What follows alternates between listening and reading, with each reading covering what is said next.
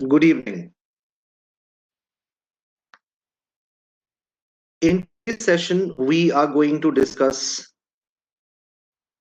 para-jumbles that appeared in CAT 2018, slot number. We will start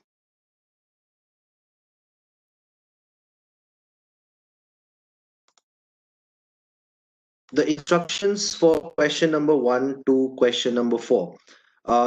Like the previous years in 2018 also, there were total of 7 questions from para-jumbles. 4 of them were theta, 3 were odd one out. And the good thing about theta is they reduced one sentence. Instead of 5 statements,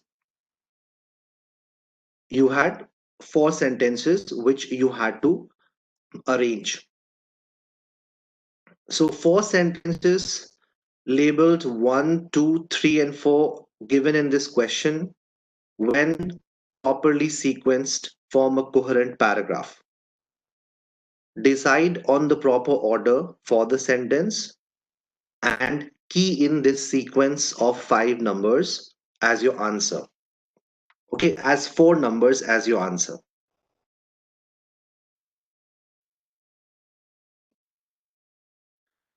Let's start. Question number 1. Time is 2 minutes. Start, please.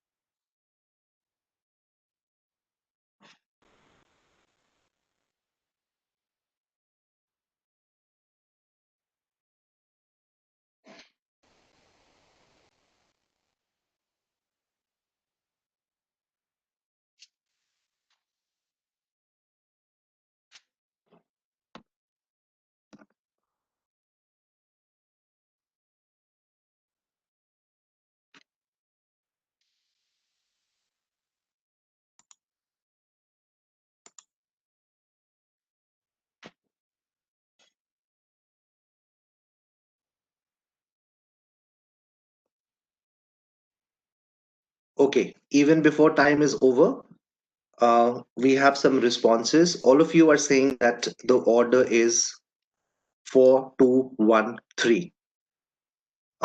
Yes, the first statement has to be number 4 because it introduces the person who is being discussed in the remaining sentences. And that person is Kathy Perkins.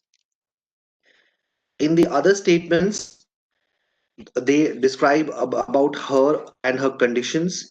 So it is in number 4 that Kathy Perkins is introduced. After this, you will tell me who is Kathy Perkins. That is mentioned in number 2. She is the viola player. So she did not know what was happening to her, nor did her GP. That is general practitioner. In order to find out what had happened to her, they must have conducted some kind of diagnosis. Okay, so the diagnosis, the eventual diagnosis was skin cancer, and after treatment, all seemed well. It seemed that they had beaten cancer. However, what happened? Then a routine scan showed that it had come back. Now, this pronoun it is related to cancer, and that is why it has to come after statement number three has to come after statement number one, because the pronoun it antecedent is in statement number one, that is cancer. So the order for the statements is 4, 2, 1, 3.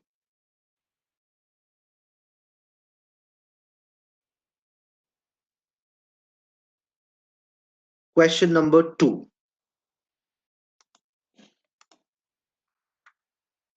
Your time starts now.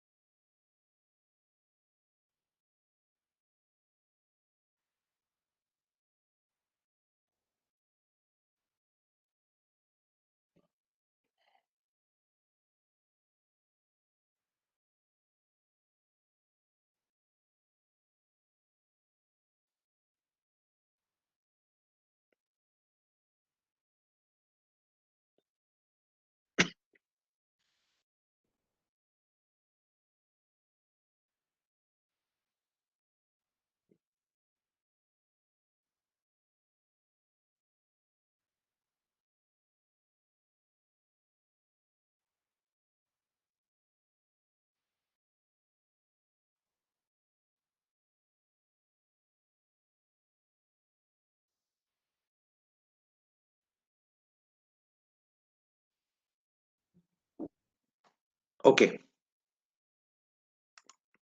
let's see. The first statement, okay, if you actually see in statement number 4, he's using the definite article the canopy. Uh, this means that in some previous statement, canopy would have been introduced, and that statement is number 1. So it goes without saying that number 1 and number 4 will have to come together in the same order. Number 1 has to come first, followed by number 4. So the canopy is introduced in statement number 1, where he says that the woodlands canopy receives most of the sunlight that falls on the trees. Then he moves to the next one. He says hundreds of thousands of insects fly in the sunshine up above the canopy, some falling prey to swifts and swallows. After that, which statement should come next?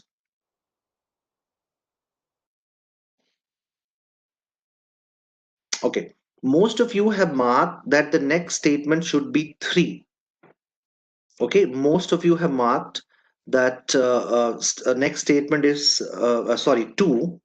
But I think the next statement should be number 3.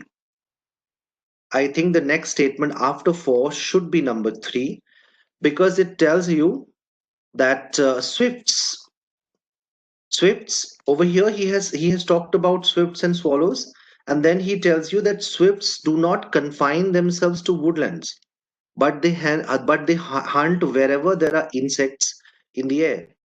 And how is this possible? Wherever they can hunt wherever there are insects. And how is this possible?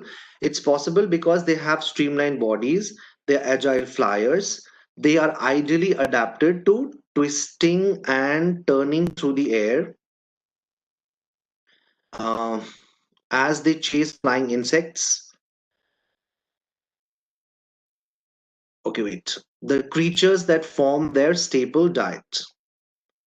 I think 1423. Yeah, I also think it is 14. Sorry, I wrote 2. 1423. Correct. 1423 should be the order, correctly marked by everybody. Yes, I think I got the number of the sentence wrong. It should be 1423. Please check if you have any query.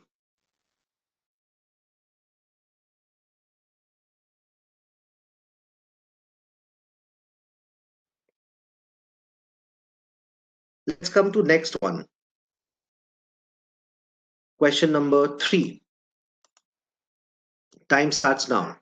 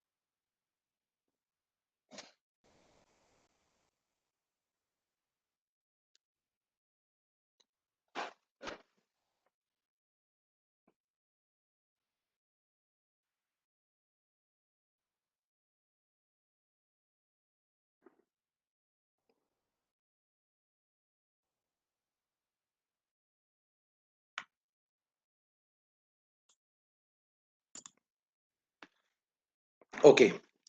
We have to first decide which statement is going to be the first one. You know, statement number 1 should not be the first one because it has the word but, which indicates that some other statement has to come before it. Statement number 3 also talks about these people. We need a context. What people are we discussing? So the choice of the beginning statement is between sentences 2 and 4. Sentence 2 talks about democracy and high levels of inequality being incompatible. And sentence number 4 talks about very rich people and what they do. So, given a choice, which is more generalized? Is it 2 or is it 4? It has to be 2 because number 4 is talking about very rich people. Number 2 is talking in a very general way about democracy and high levels of inequality being incompatible. So, your first statement is number 2. Now, the question is why is it that democracy and high levels of inequality are incompatible? The reason is mentioned in number 4, and that is why after 2, you will move to number 4. The reason democracy and high levels of inequality are incompatible is because very rich people will always use money to maintain their political and economic power. Okay, so this is what rich people do. That is why he's saying democracy and inequality are incompatible. But he's saying now, then I think you need to move to statement number 1. He says, but now we have another group. It is not just the rich people. Now we have another group, and this group is called the unwitting enablers. Okay, this is another group that is incompatible with democracy. Why is he saying that? That is explained in number three. He says, believing these people. Now, who are these people? The context, the precedent for these people is unwitting enablers. Believing these people are working for a better world, they are actually at most chipping away at the margins, making slight course corrections, ensuring the system goes on as it is, uninterrupted. That is why he's calling them enablers. They enable things to continue. They enable things to continue as it is. They enable you to make slight course corrections, but they never actually change anything much. But they believe they're working for a better world. So the rich people, and the second group which is now introduced is the witting or the unwitty enablers. They both are incompatible with democracy. So that is why the order for the statement should be 2, 4, 1, 3. Please check. And if you have any doubt, please ask.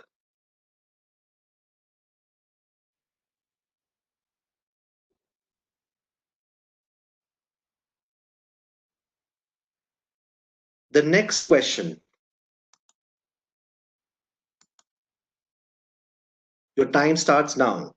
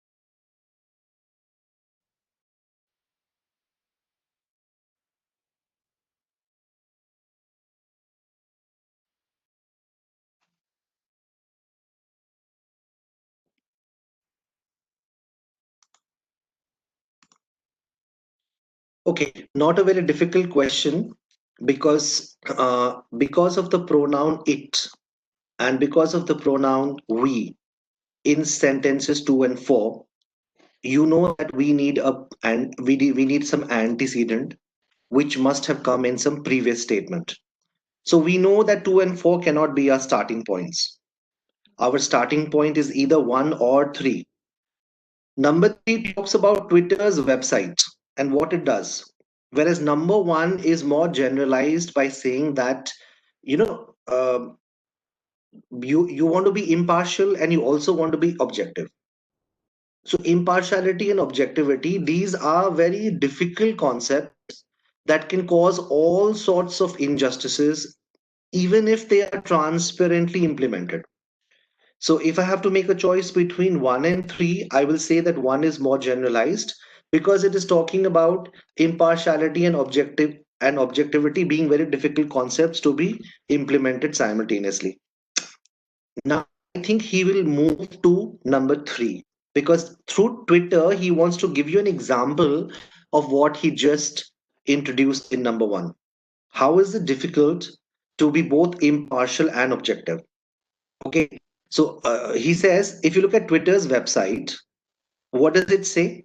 It says that tweets you are likely to care about most will show up first in your timeline based on accounts you interact with, tweets you engage with, and much more. So if you get to see only those things or those people who you interact with or who you engage with, what does it do? What does it do? I think the next statement takes that thought forward and says it encourages us into bubbles of people we know and like. So we see only those people, we interact with only those people, we see only those timelines, those stories that we like. Why? What it does, it blinds us to different perspectives. Okay.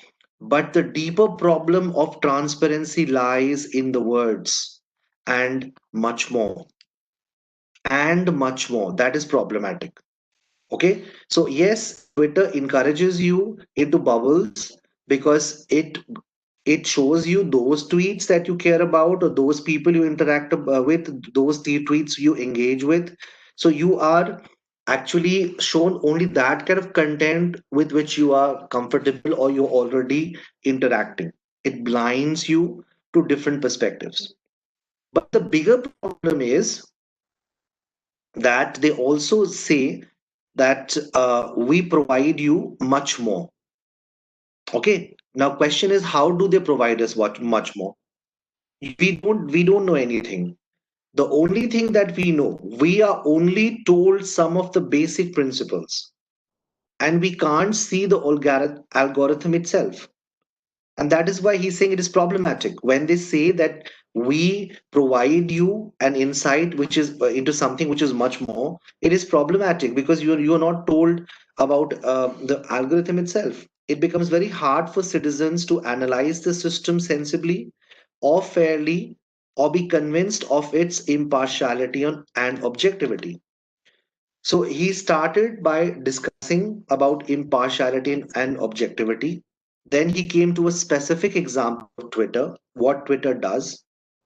And because of what Twitter does, what happens? You are encouraged into bubbles of people you know.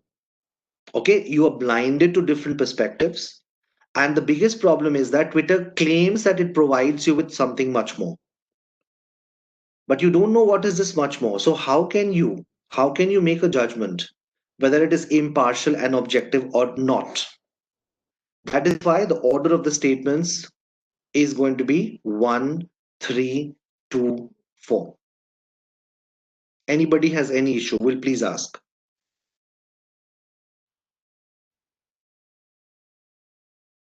These were the four theta questions that appeared in 2018 slot 1. Now I'll move to the next three questions that were based on odd one out. Question number 5 to 7. They don't ask you to arrange the statements. Five sentences are given, four of them can be put together to form a meaningful and coherent short paragraph. You have to identify the odd one out. You need to choose its number as your answer and key it in. So we will begin with question number 5. And your time starts now. You need to just tell me which statement is the odd statement.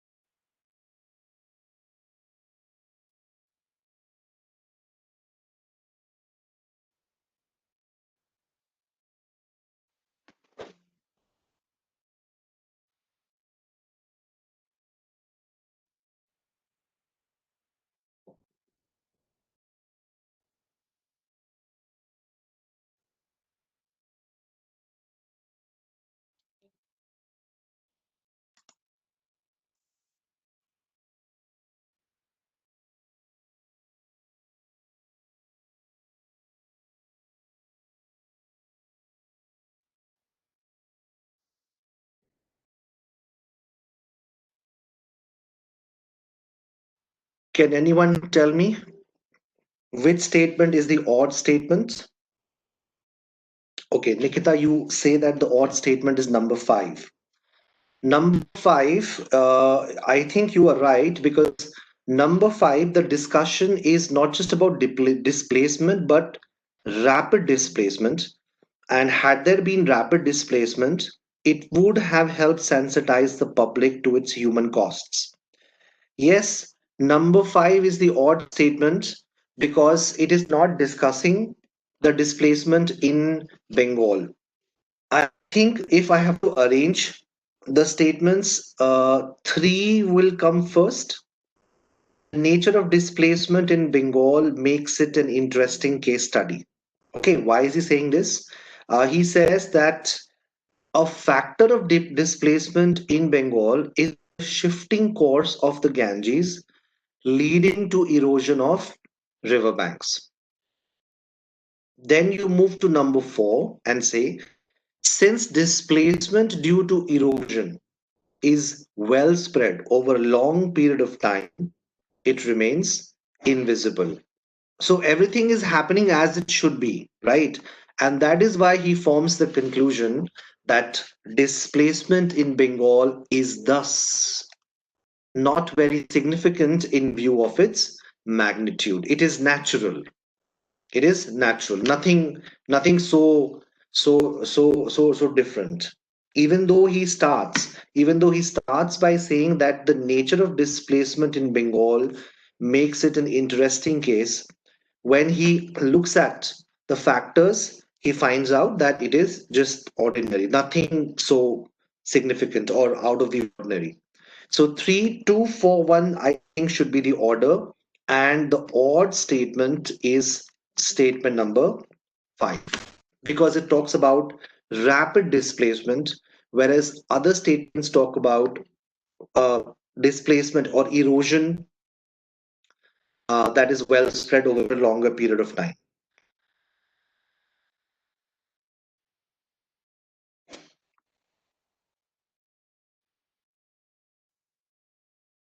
Moving to question number six.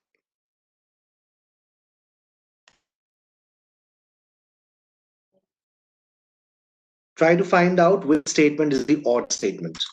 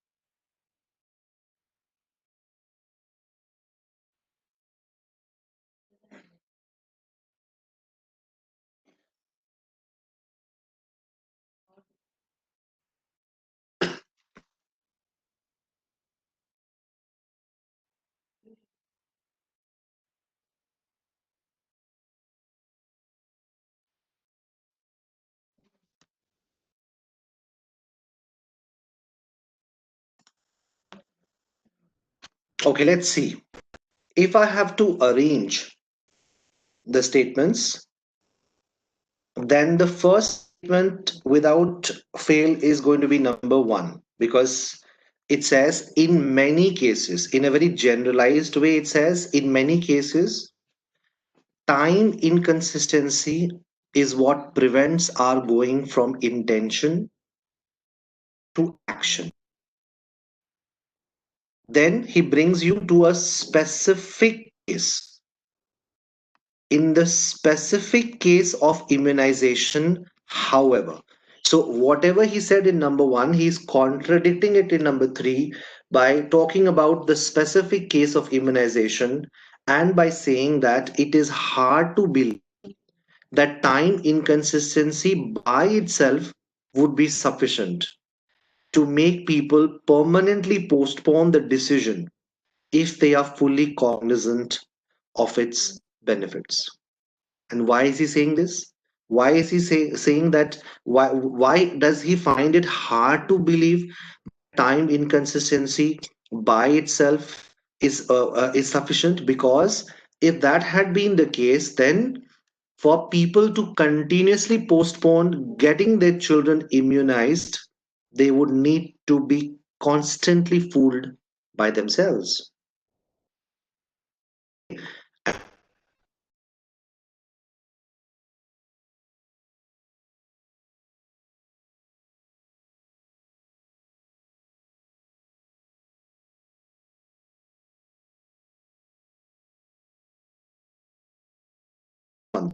This is how they fool them. This is how they fool themselves. So statement number five is telling you how they fool themselves. 1, 3, 2, 5 is the order.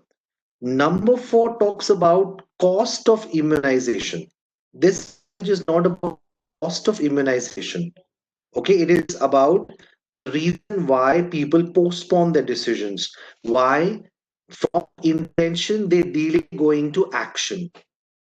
And he has discussed this in context with immunization. So statement number 4, which talks about the cost of immunization, is the odd statement.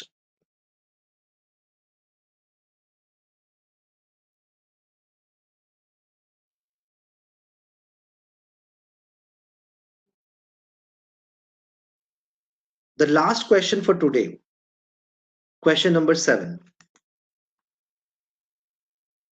Find out which statement is odd. Time starts now.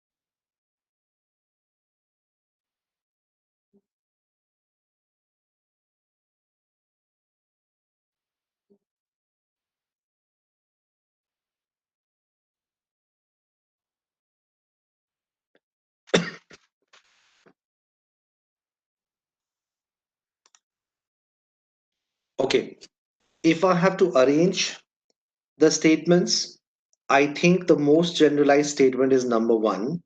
where he says that translators are like bumblebees. Why is he saying this? Why does he think that translators are like bumblebees?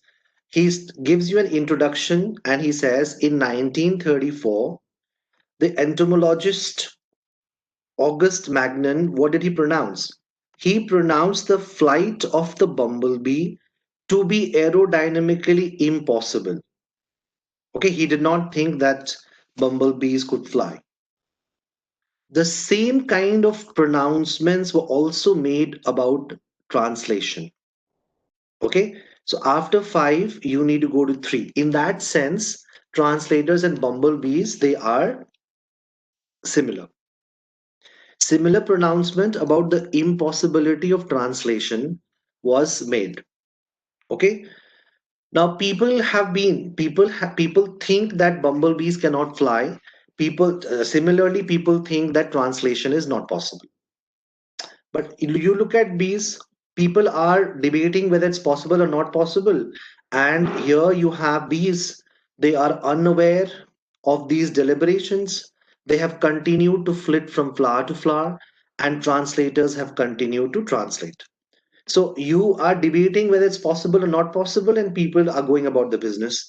Just like bees are going about their business, translators also are going about the business. The odd statement is number two. Why is number two the odd statement? Because it is assuming that this has been scientifically disproved.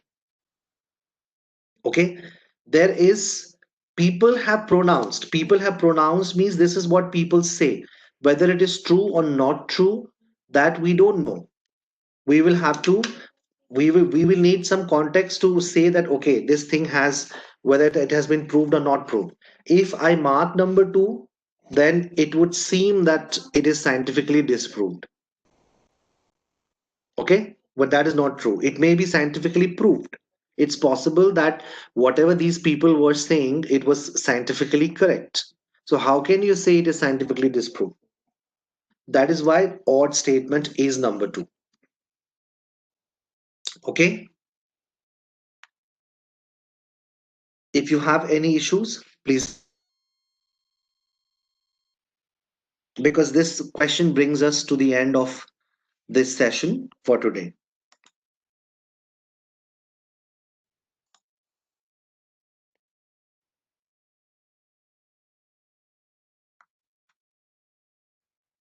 Okay, take care, all of you. See you next time.